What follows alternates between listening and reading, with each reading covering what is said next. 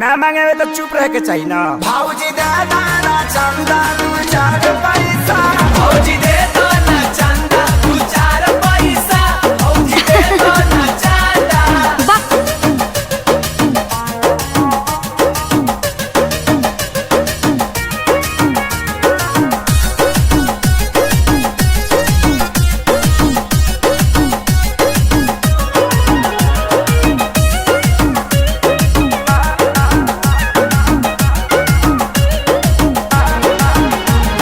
थोड़े थोड़े मंगला से पूजा हो जाई, अगिला दशहरा ले भतीजा हो जाई। ओ तलो थाती तंदा दे दो।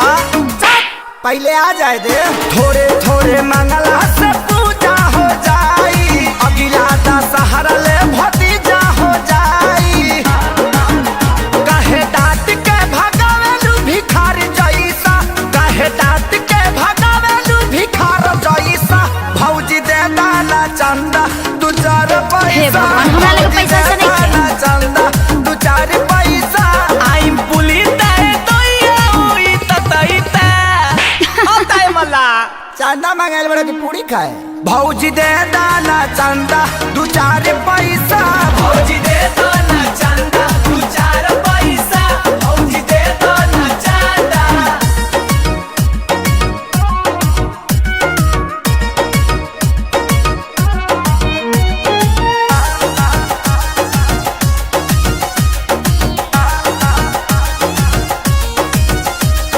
पर्ची लेके आइल बाहर पवन दुआरी, होई जागरात गाना गई है खेसारी।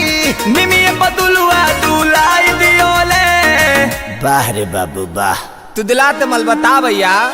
पर्ची लेके आइल बाहर पवन दुआरी, होई जागरात गाना गई है खेसारी।